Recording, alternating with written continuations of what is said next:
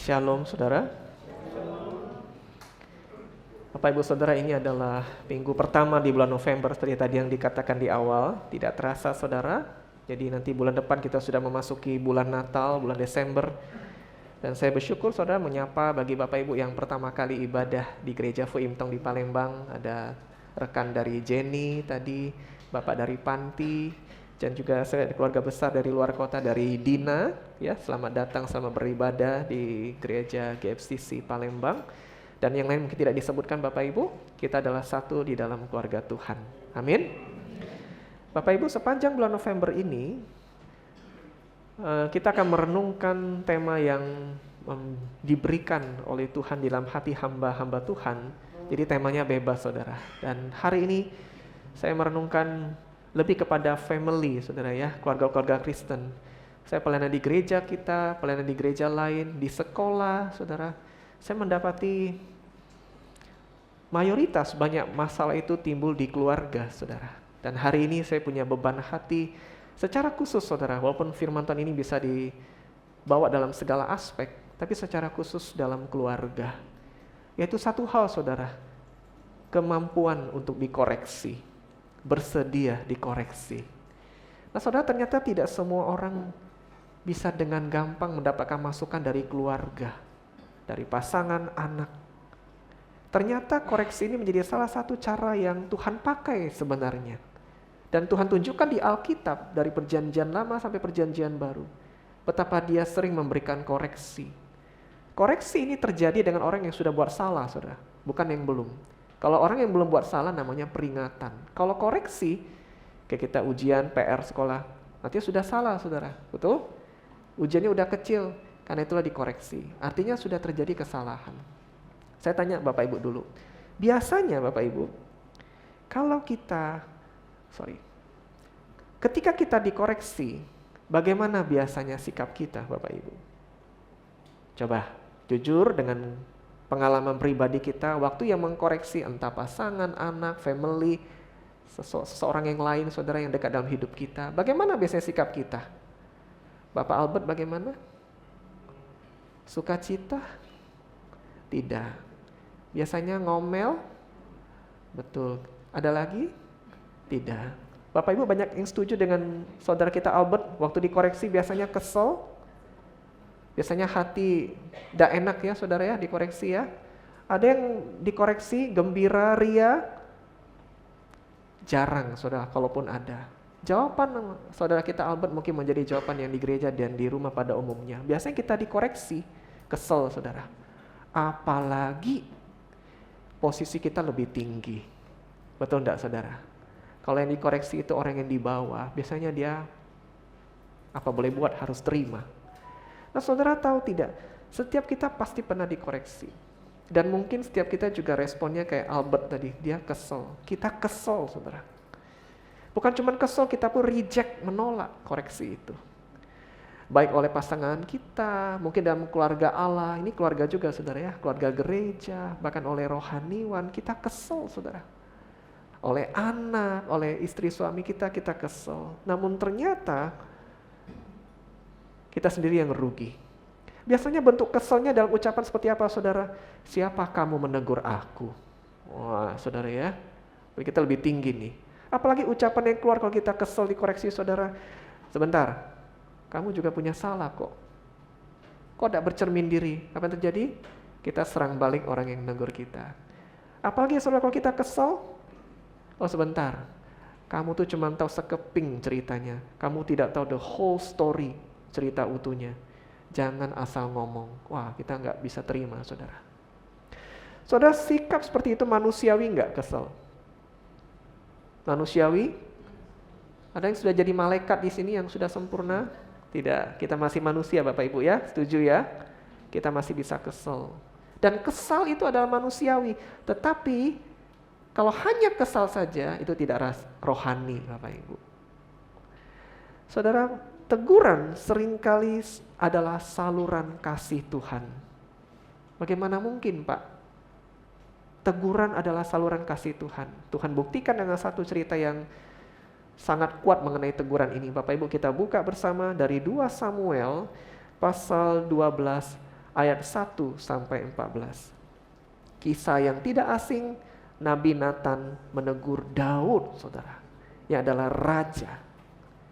Saudara ya, Nabi Nathan menegur Daud yang adalah raja.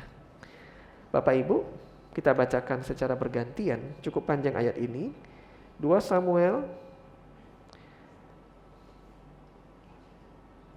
pasal 12 ayat 1 sampai 15. Perjanjian Lama, ada yang bawa buku, mungkin pelan-pelan buka, yang tidak terbiasa di gadgetnya membuka ayat ini, pelan-pelan Bapak Ibu buka. 2 Samuel pasal 12 ayat 1 sampai 15. Saya baca yang pertama, Bapak Ibu yang kedua, bergantian ya, nanti sampai terakhir. Bapak Ibu, singkat cerita dulu, flashback. Ini kisah Daud sudah berzina dengan Batsheba, seorang istri yang bukan miliknya. Istri orang lain namanya Uria. Kita yang sudah lama ikut Tuhan mungkin pernah dengar cerita ini. Dia lihat Batsheba mandi, dipanggilnya, lalu dia berzina dengan Batsheba. Bukan hanya berzina, dia atur strategi supaya suami daripada Batsheba ini namanya Uria, saudara, mati di medan perang. Jadi dosanya 2, berzina dan membunuh. Setelah itu terjadi, Daud baik-baik saja. Dia tetap jadi raja, dia tetap berdoa, dia tetap memerintah. Tapi di mata Tuhan tidak baik-baik. Sampai Tuhan utus seorang anaknya nabi, namanya Nathan. Kita baca Bapak Ibu ya. Demikian firman Tuhan. Ayat pertama, Tuhan mengutus Nathan kepada Daud. Ia datang pada Daud dan berkata kepadanya, ada 2 orang dalam suatu kota, yang seorang kaya, yang lain miskin. Silakan. Si miskin tidak mempunyai apa-apa selain dari seekor anak domba betina yang kecil yang dibeli dan dipeliharanya. Anak domba itu menjadi besar padanya bersama-sama dengan anak-anaknya. Makan dari suapnya dan minum dari pialanya dan tidur di pangkuannya seperti seorang anak perempuan baginya.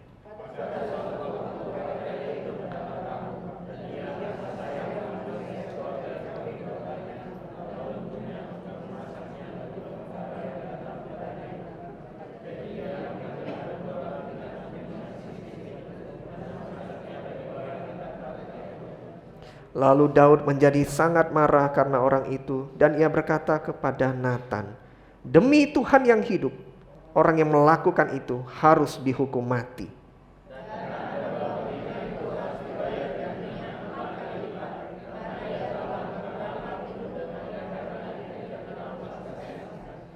Kemudian berkatalah Nathan kepada Daud, engkaulah orang itu. Beginilah firman Tuhan Allah Israel. Akulah yang mengurapi engkau menjadi raja atas Israel, dan akulah yang melepaskan engkau dari tangan Saul.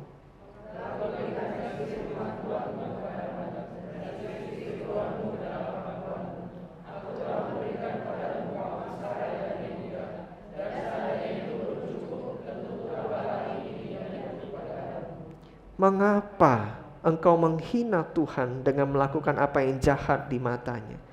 Uria orang Het itu kau biarkan ditewaskan dengan pedang. Istrinya kau ambil menjadi istrimu, dan dia sendiri telah kau biarkan dibunuh oleh pedang Bani Amon.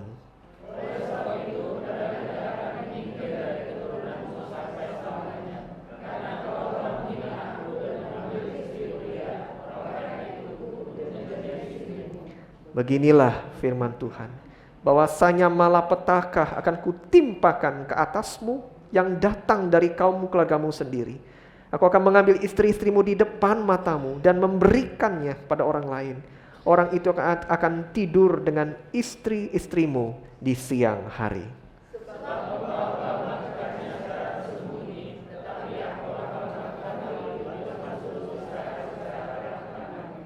Lalu berkatalah Daud kepada Nathan, aku sudah berdosa kepada Tuhan.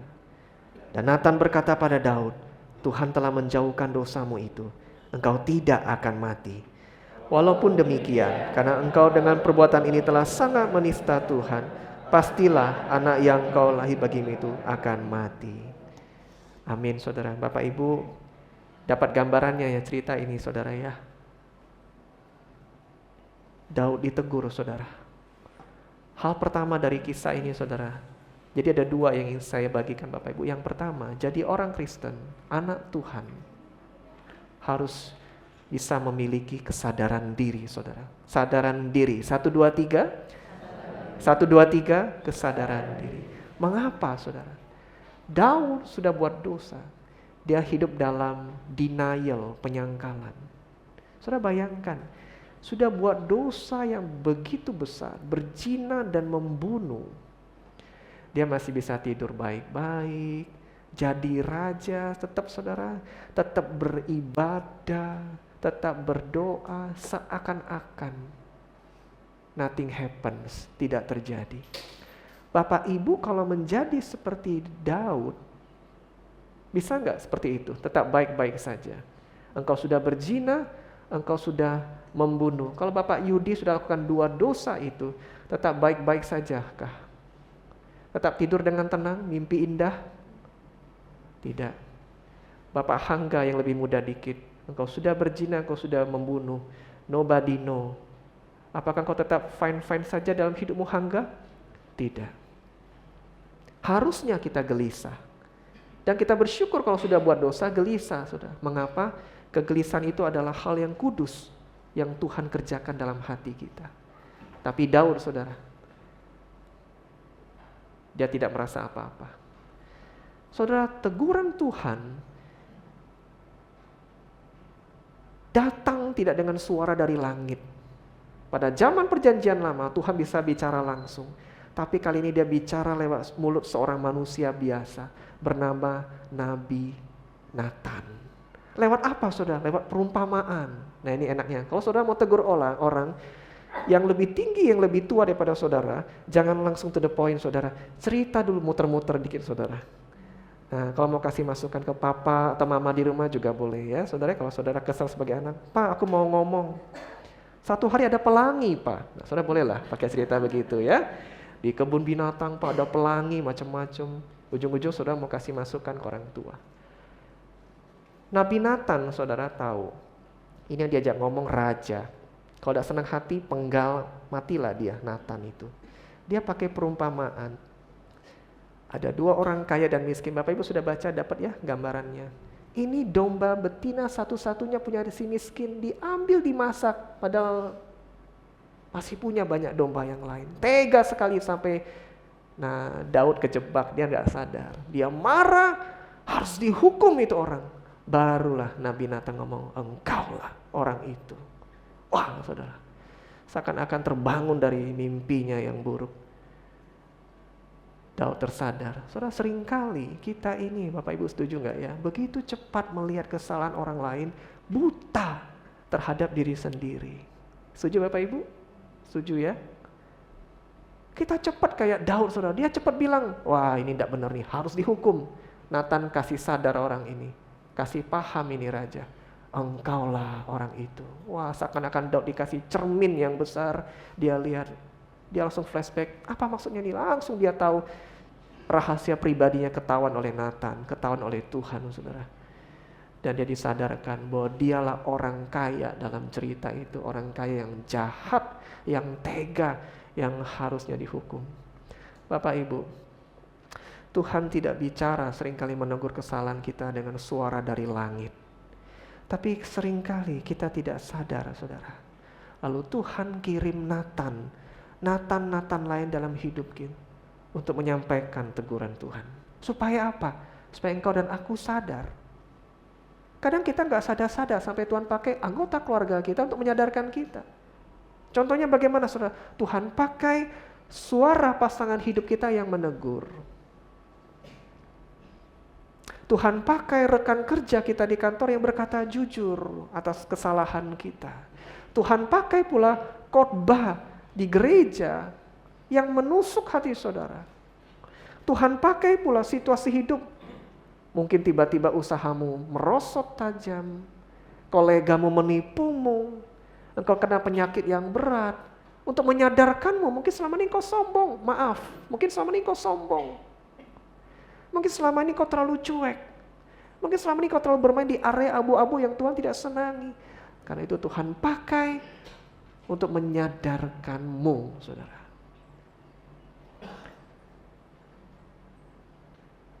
Lalu kita ngomong, Tuhan kenapa Engkau pakai semuanya itu? Apakah Engkau ingin menghancurkanku? Aku sudah terperosok dalam keadaan yang buruk ini, Engkau pakai teguran ini untuk menyakitiku secara emosional? Tidak, saudara. Saudara, kebenarannya, saat Tuhan menegur, Dia sedang menyelamatkan kita dari kehancuran yang lebih besar lagi, saudara. Amin? Amin? Waktu Tuhan menegur, Dia menunjukkan kasih sayangnya. Kita buka saudara, Ibrani pasal 12 ayat 6, Bapak Ibu. Ibrani pasal 12 ayat 6. Saya minta satu orang akan bacakan bagi kita semua, saudara. Bapak Budiman, nanti berdiri Bapak Budiman, bacakan bagi kita semua ayat ini pelan-pelan dengan lantang jelas. Ibrani pasal 12 ayat 6. Silakan. Ibrani 12 ayat 6. Karena Tuhan menghajar orang yang dikasihaninya, dan Ia menyesa orang yang diakuinya sebagai anak. Amin. Terima kasih Bapak Budiman. Tuhan menghajar orang yang dikasihinya. Di bagian yang lain dikatakan, ayah mana yang tidak pakai tongkat menghajar anak yang dikasihinya? Ngapain dihukum, dihajar, saudara, kalau tidak sayang? Ada orang tua lain menghukum karena benci, karena kesal, tapi umumnya orang tua akan nyebat anak, akan pukul anak karena sayang, termasuk Tuhan kita.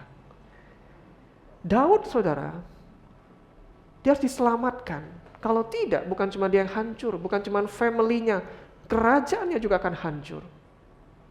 Iblis, saudara, seringkali bermain di area pemimpin dulu. Kalau dia mau hancurkan perusahaan, dia mau hancurkan keluarga, dia mau hancurkan sebuah komunitas, dia incer kepalanya dulu. Kepala hancur, badan ekor juga hancur. Nah, Tuhan mau selamatkan Daud. Mengapa? Tuhan lihat kalau dia nggak bertobat, bencana lain lebih besar, malapetaka lain lebih besar. Yang ini aja harus kau tanggung, Daud. Apa? Anakmu dari Batsheba perzinahan itu mati. Benar mati, saudara? Mati nanti di ayat berikutnya. Konsekuensi dari kesalahanmu harus kau tanggung. Jalan terus konsekuensi itu. Tapi ada anugerah Tuhan yang menyelamatkan. Hari ini Bapak Ibu, hal pertama adalah kita butuh sadar dulu. Hal kedua akan terjadi nanti di poin kedua. Tapi yang pertama lu kau sadar dulu. Mungkin Tuhan pakai suara suami atau istrimu untuk menegurmu. Saudara, enak tidak ditegur suami atau istri yang sudah berkeluarga? Lebih enak ditegur pendeta atau ditegur pasangan? Bapak Trisnadi?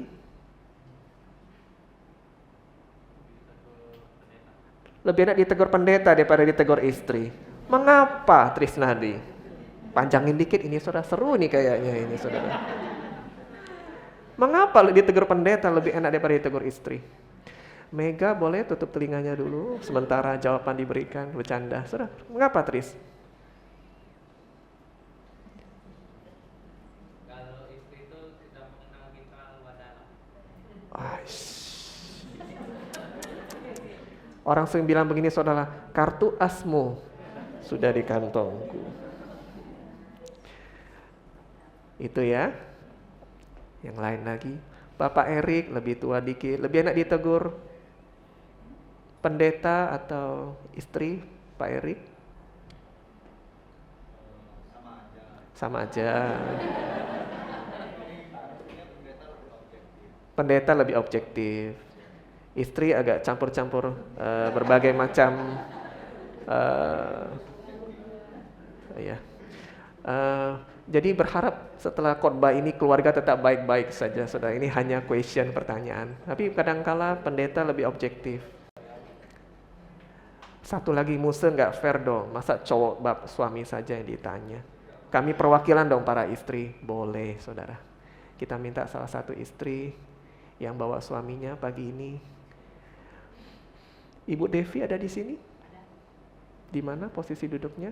Nggak ada Ibu Devi ya, yang bawa suaminya satu orang saja. Feni, mohon izin Feni, paling kelihatan jelas saja. Lebih enak ditegur pendeta, somebody else, atau suami? Perwakilan para istri. Lebih enak ditegur suami. Wow, ini bagus saudara, puji Tuhan. Kenapa, Fen? Lebih enak ditegur suami daripada ditegur pendeta, kenapa? Lebih kenalkah mungkin? Lebih kenal. Kadang-kadang seorang rohaniwan pun kan cuma lihat di kulit, saudara, kulit luar. Tapi ada yang bilang begini juga, Mose lebih enak ditegur pendeta. Pendeta kalau tegur masih pakai kata-kata yang halus, ayat Alkitab, saudara. Betul? Rohani-rohani. Kalau suamiku, manggil pun sudah ada istri lagi, woi. Saudara, kalau lagi kesel kan, woi. Itu 3 kata yang dipakai pasangan kalau lagi kesel dengan suami istri. WOI, saudara. Woi. Sudah nyakitin hati. Saudara, ada yang lebih nyaman ditegur pendeta, ada yang lebih nyaman ditegur pasangan. Tapi kita belajar melihat semua itu dipakai untuk menyadarkan kita. Ditegur rekan kerja juga kadang tidak enak, tapi supaya kita sadar. Kita ini kadang-kadang kalau buat dosa nggak sadar kayak lagi linglung gitu loh, saudara. Atau lagi ada tembok di pikiran kita nggak terbuka mata kita. Tuhan sayang pada kita, Dia kirim Nathan ini untuk nolongin kita. Supaya apa? Sadar saja? Enggak, saudara. Poin kedua kita lanjut, supaya kita namanya akui kesalahan. Katakan akui. 1, 2, 3. 1, 2, 3. Akui. Lebih susah mengakui atau nyadar, saudara?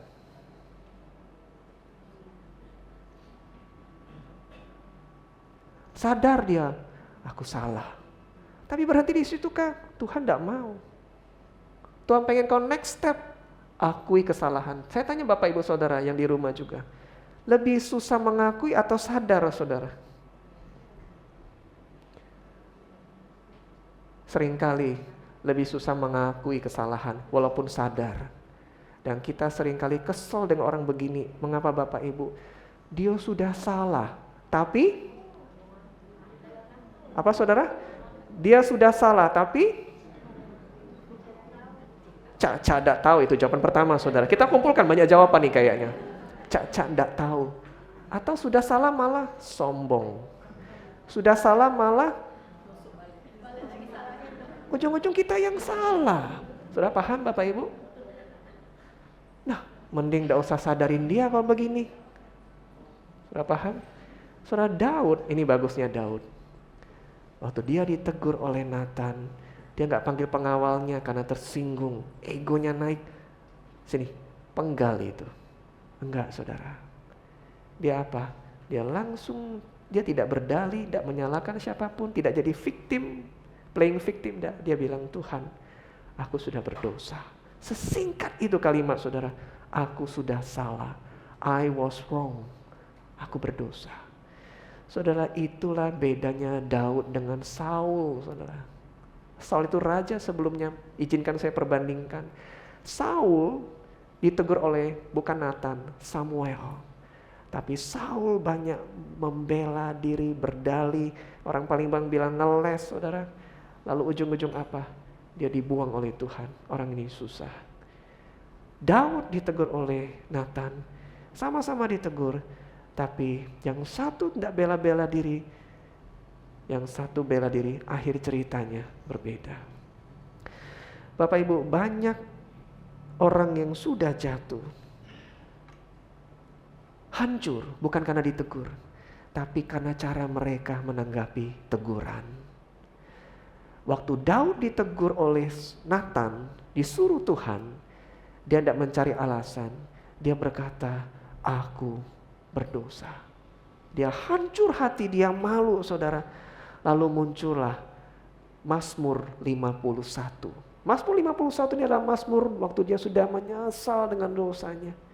Dia hancur, dia malu dengan Tuhan. Muncullah Mazmur 51. Bapak Ibu menerima koreksi. Bukan berarti kita lemah. Tetapi menunjukkan kedewasaan rohani. Amin. Kita buka dulu Bapak Ibu. Mazmur 51 ayat 17. Mazmur pasal 51 ayat 17.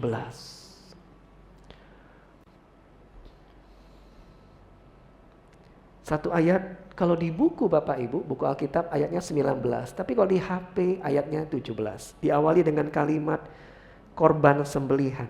Bapak Ibu, Saya minta secara khusus Ibu Sarah, boleh bacakan Ibu Sarah untuk kita ayat ini. Mazmur 51 ayat 17. Ibu Sarah boleh berdiri, bacakan untuk jemaat semua, silakan.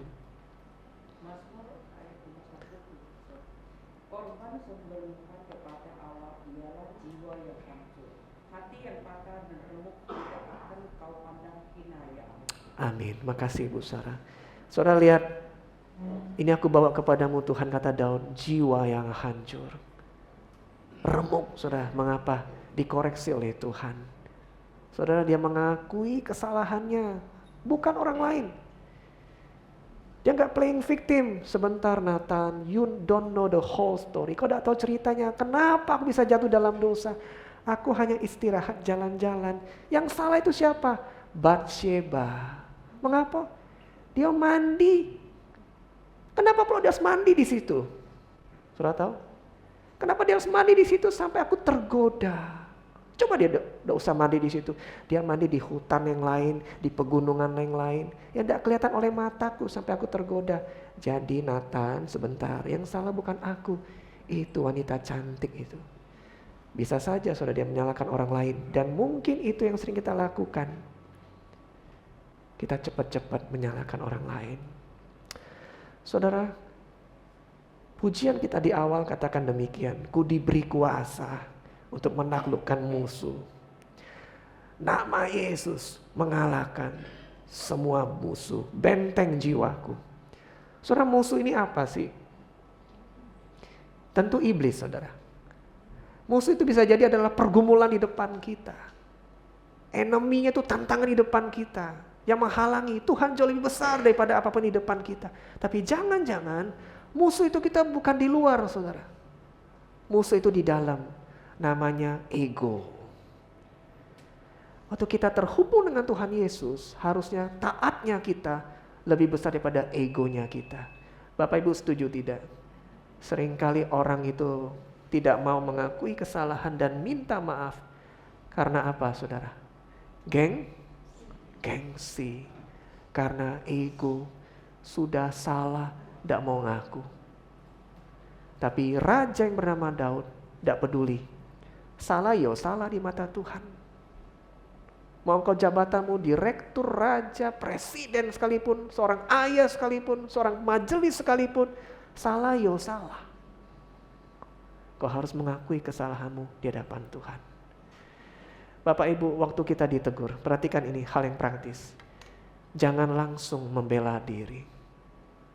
Dengarkan dulu. Kalau memang kita salah, tutup mulut. Jangan orang ngomong 1 kalimat, kita balas 10 kalimat. Jangan defense dulu, terima dulu tegurannya. Kalaupun kita ada ruang untuk penjelasan, jelasin. Tapi bukan untuk bela diri, kalau memang sudah salah. Yang kedua, saudara, uji dulu teguran itu dengan firman. Benar, kadang-kadang orang yang tegur itu belum tentu niatnya baik. Ada, saudara. Ada orang yang menyampaikan dengan cara yang tidak baik. Ada. Tapi tanya Tuhan, Tuhan, dalam hati saudara tanya, ini datang dari Tuhan bukan teguran ini. Kalau ini datang dari Tuhan, uji saudara. Ini sesuaikan dengan firman Tuhan yang mengarahkanku kembali ke jalan benar. Saudara terima. Dan yang paling penting perbaiki, bukan hanya sesali. Daud saudara waktu dia terima ditegur oleh Nabi Nathan ini apa yang dia lakukan? Dia bertobat. Bapak Ibu ingat ya, mengakui kesalahan itu 50%. 50%-nya lagi itu bertobat. Kalau hanya mengakui kesalahan, tidak bertobat itu baru separuh. Separuhnya lagi harus lengkap, namanya berubah, bertobat. Di perjanjian baru Petrus pun ditegur Tuhan. Dia tidak hancur. Dia terima teguran, dia perbaiki. Yudas Iskariot ditegur Tuhan. Dia tidak perbaiki. Dia memilih malah bunuh diri. Saudara, jangan cuma menyesal. Jangan cuma menangis. Jangan cuma posting. Buat postingnya misteri lagi di Reels saudara. Oh, aku menyesal. Titik, tanda tanya. Backgroundnya hitam saudara. Wah, ada yang heran. C Isti, kenapa C? Apa yang disesali? Cece keep strong ya. Ya, wah. Di komen lagi, iya ya doain Cece ya supaya strong. Nah saudara, Dibuat misteri, saudara. Lebih baik gak usah posting, tapi engkau berubah. Amin. Dan yang terakhir, saudara, bersyukur karena masih ditegur. Apalagi saudara tahu ini orang baik, hatinya baik, caranya pun baik. Dia ngomongnya enggak tajam, dia baik-baik ngomong dengan aku. Saudara, kamsya, bilang xie sama orang yang ditegur. Hari ini, kalau suamimu tegur, engkau sudah berperilaku salah sebagai istri, berterima kasih.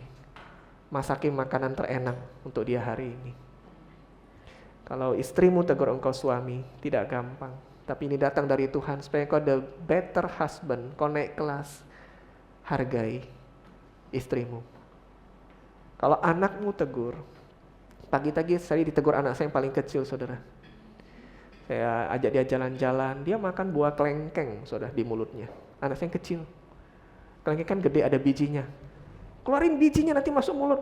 Lama sekali dia masukin mulutnya, jalan-jalan. Cepat mau mandi, mau sikat gigi, nanti ketelen bijinya. Keluarin. Lama-lama. Sini kasih papa.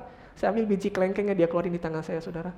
Lalu saya jalan-jalan, saya buang aja sembarangan. Dia bilang, "Pak, kan enggak boleh buang sampah sembarangan."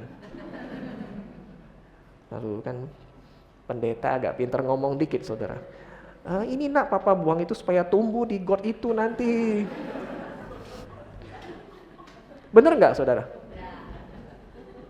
Benar nggak, saudara? Ada benernya, tapi lama tumbuhnya, saudara. Lalu saya bilang, iya. Nggak boleh, Pak. Dia tunjuk lagi kotak sampah, saudara. Papa tuh buang di situ. Di jalan tuh ada kotak sampah punya orang. Saya bilang, oh ya nak ya, papa salah. Minta maaf. Pendeta 42 tahun, saudara. Minta maaf dengan balita 3 tahun. Salah, yo salah. Saudara paham? Bapak Ibu paham? Salah ya salah.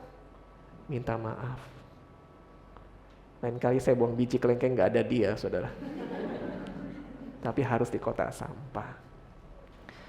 Berterima kasih, Tuhan pakai hebat ya. Tuhan itu baik, saudara. Pakai mulut orang-orang yang kita kadang gak sadar. Saudara, respon pertama kita adalah gampang tersinggung. Jangan Bapak Ibu. Kita rugi sendiri. Apalagi kita tahu ini datang dari Tuhan untuk kebaikan kita. Jangan tersinggung dulu, jangan meledak. Orang bilang jangan sumbu pendek, jangan. Teguran itu adalah obat bagi jiwa kita, walaupun sakit awalnya. Termasuk khotbah. Sudah sampai khotbah ini, saudara bilang, pendeta ini tidak benar.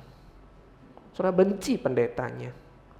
Kalau memang kebenaran disampaikan, ada rekan jemaat, ada keluarga kita, ada handai taulan baik-baik ngomong, saudara jangan benci, tapi saudara ini untuk kebaikanku. Dia mengasihiku, dia dikirim Tuhan untuk menolongku. Bapak Ibu dalam keluarga, berarti kita mau mendengar masukan pasangan atau anak tanpa emosi. Amin? Jangan emosi dulu. Dalam di tempat kerja, saudara, berarti kita mau menerima evaluasi tanpa sakit hati. Bapak Ibu ada yang di kantor rekan kerja terkenal gampang sakit hati, gampang tersinggung. Ketahuannya begini, saudara. Kalau ada orang yang buat salah, kau hati-hati ngomong sama dia. Kau harus hati-hati ngomong sama dia. Ngapo? Pokoknya hati-hati kau ngomong sama dia. Kau harus lihat suasana hatinya. Kau atur baik-baik cara ngomong. Mengapa? Dia gampang meledak. Siapa yang rugi, saudara? Orang itu sendiri. Kita pun kalau di posisi dia, jangan gampang sakit hati. Yang terakhir Bapak Ibu, di dalam pelayanan pun, kita mau diajar, dikasih tahu tanpa merasa gengsi. Saudara, akhir cerita, Daud sudah ditegur oleh Tuhan. Dia tetap dikasih label, dikasih julukan yang spesial di Alkitab. Sebagai apa, saudara? Orang yang berkenan di hati Tuhan. Wow, saudara. Di Alkitab saudara baca, Alkitabmu itu gelar yang istimewa diberikan ke Daud. Orang yang berkenan di hati Tuhan. Bukan karena dia tidak pernah salah, bukan karena dia tidak pernah gagal, tapi responnya dia bangkit kembali dekat kepada Tuhan. Saya punya keyakinan begini Bapak Ibu.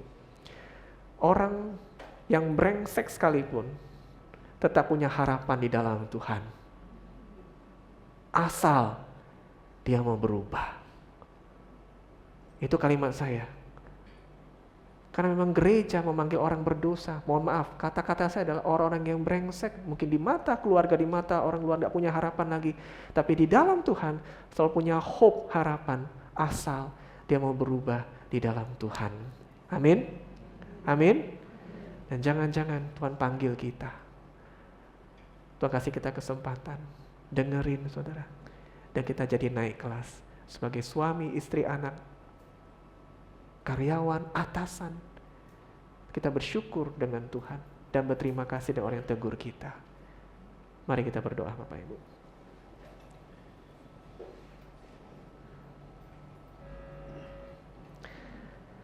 Bapak Ibu renungkan sebentar firman Tuhan ini.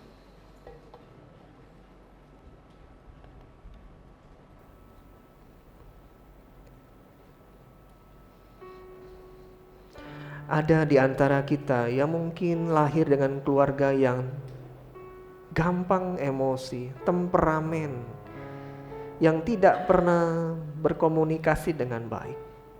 Sedikit ngomong langsung ribut, sedikit ngomong langsung ada yang tersinggung. Akhirnya bukan menjadi satu kebiasaan kita untuk memberi masukan atau menerima masukan. Tapi hari ini saudara, jangan tunjuk orang lain. Jangan salahkan orang lain. Kalau hari-hari ini kita pernah buat salah, dan kita ditegur, hati kita sakit kesal, berhentilah sejenak. Tenangkan hatimu, dan terimalah dengan lembut teguran yang datang daripada Tuhan. Saudara, kalau kita pernah punya pengalaman yang begitu buruk, waktu ditegur orang lain, dikasih masukan, kita tetap degil, keras hati. Katakan, Tuhan ampuni aku. Terima kasih sayang Tuhan waktu dia melawat engkau dengan teguran kasih-Nya. Jangan benci orang yang menegurmu, justru kasihi mereka. Saudara, mari ambil waktu pribadi sebentar. Saudara flashback mengingat adakah 1-2 kejadian. Dalam doa pribadimu 1-2 menit ini, saudara pun bersyukur untuk orang-orang terdekat yang Tuhan sudah beri dalam hidup saudara. Katakan, Tuhan terima kasih aku diberkati olehnya. Dan aku pun mau menjadi berkat untuk mereka. Mari saudara berdoa pribadi sebentar.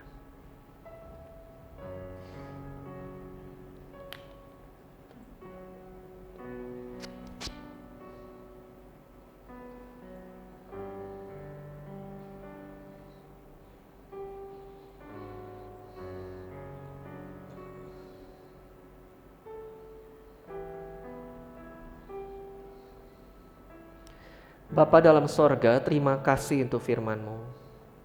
Betul Tuhan, kata firman-Mu besi menajamkan besi. Kami tidak pernah dimaksudkan untuk hidup sendiri. Kami harus hidup dekat dengan orang lain. Kadang gesekan terjadi, rasa tidak nyaman, rasa sakit terjadi waktu ego kami berbenturan dengan masukan orang.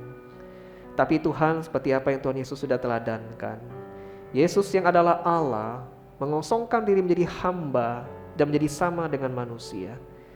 Rendah hati, mau berkumpul dengan manusia dan mendengarkan orang lain. Tuhan tolonglah kami. Ketika kami mendapatkan koreksi dan masukan, kiranya kami mendapatkannya dengan baik, merespon dengan baik, dan menolong kami menjadi pribadi-pribadi yang lebih cemerlang di hadapan Tuhan, yang lebih indah di hadapan Tuhan, yang lebih semakin seperti yang Tuhan mau. Dan kami akan melihat waktu kami hidup bersama dengan Tuhan, berkat Tuhan tidak akan jauh dari hidup kami. Terima kasih untuk firman-Mu. Kami bersyukur, kami berdoa di dalam nama Tuhan Yesus. Amin.